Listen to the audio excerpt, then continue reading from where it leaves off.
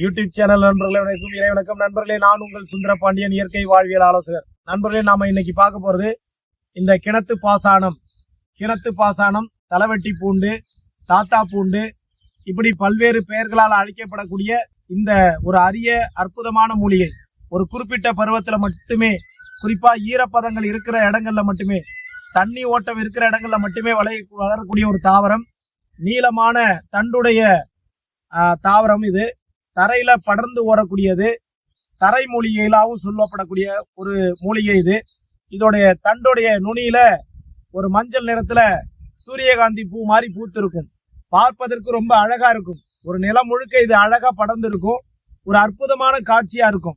இதோடைய கண்ணுக்கும் குளிர்ச்சி, மருத்துவ குணமும் உள்ள அற்புதமான மூலிகை இந்த கிணத்து பாசானம் அப்படின்னு சொல்லக்கூடிய தலைவட்டி பூண்டு. இது பாருங்க, குழந்தைகள் விளையாட்டுக்கு இன்னைக்கு நம்மளுடைய மரபு விளையாட்டுன்னு ஒண்ணு இருந்தது. பள்ளிக்கூடம் போகும்போது இல்ல பள்ளிக்கூடத்துல தோட்டத்துல இந்த பூக்களை எடுத்து குழந்தைகள் இப்படி ஊதி விளையாடுவாங்க.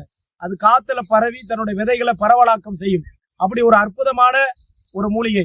இது விளையாட்டாவும் இருக்கு. இது புதர் செடி இல்ல, மருத்துவ குணம் உள்ள அற்புதமான மூலிகை.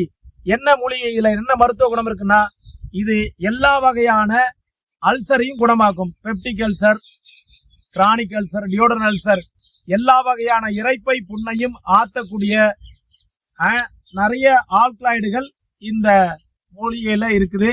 இதை எப்படி பயன்படுத்தலாம்? இன்னைக்கு பாருங்க, கிராமப்புறங்கள்ல வயல்வெளியில வேலை செய்யறவங்க அந்த மம்டியால அந்த அண்டை வெட்டும் போது, நிலத்தை சீர்திருத்தும் போது வெட்டிப்பாங்க. அப்படி வெட்டும் பொழுது காயம் ஏற்பட்டுடும். இன்னைக்கு மருத்துவமோ மனைகளோ வராத காலங்கள்ல அன்னைக்கு ஏடிஸ் அந்த டிடின்னு ஒரு இன்ஜெக்ஷன் போடுறாங்க பாருங்க. அந்த மாதிரி ஒரு தடுப்பு பொருளா, அதாவது டெட்டானஸ் சொல்லக்கூடிய ரணஜன்னி வராம தடுக்கக்கூடிய இந்த சாரை எடுத்து அந்த இரும்பு காயங்கள், கூர்மையான பொருட்கள் வெட்டப்படுறதுனால ரணஜன்னி வராம பாதுகாக்கக்கூடிய ஒரு அற்புதமான மூலிகை இந்த தலைவட்டி பூண்டுன்னு சொல்லக்கூடிய கிணத்து பாசானம்.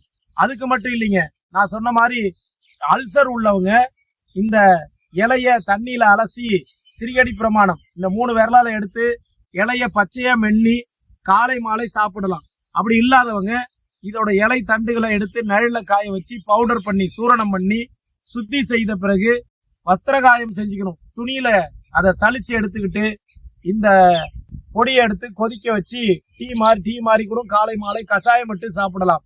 அதனாலேயும் இரைப்பை புண்ணு ஆறும்.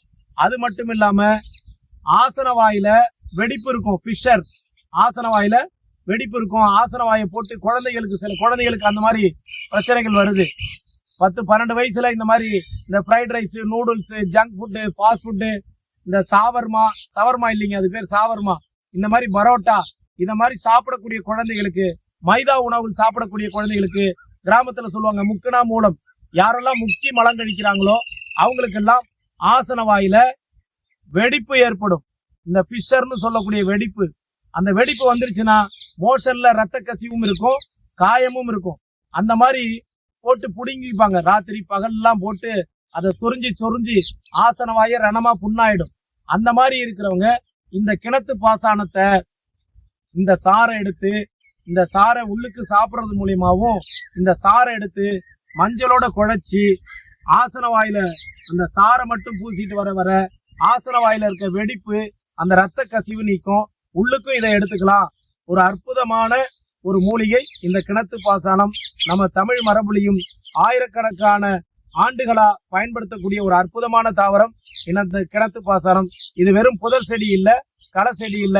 இன்னைக்கு களக்கொல்லி அடிச்சு இந்த மாதிரி இயற்கையா கிடைக்கக்கூடிய மூலிகள். இது ஒன்றும் மருந்து அடிக்கல, இதுக்குன்னு யாரும் தண்ணி பாசல. ஏதோ பாருங்க, பக்கத்துல இருக்கிற கழிவறையில இருந்து ஓடக்கூடிய சாதாரண அந்த தண்ணி ஓடுற தண்ணி, ஜாமான் வளர்க்குற தண்ணி, இந்த மாதிரி தண்ணி ஓடுற இடத்துல இது சாதாரணமா வளர்ந்துருக்கும். கிணறு அந்த காலத்துல, இன்னைக்கு கிணறு இல்லாம போயிடுச்சு. இந்த மூலிகைக்கு பேரே கிணறு தான். கிணத்துல அந்த இறைக்கக்கூடிய அந்த தண்ணி பட்டு வளரக்கூடிய அந்த ஈரத்துல புடிச்சிட்டு வளரும். இதுக்கு பேரே கிணத்து பாசானம். இந்த கிணத்து பாசானம் நல்ல அழல் அகற்றி, ரணம் அகற்றி, அற்புதமான மூலிகை. இதை எடுத்து பயன்படுத்திக்கணும்.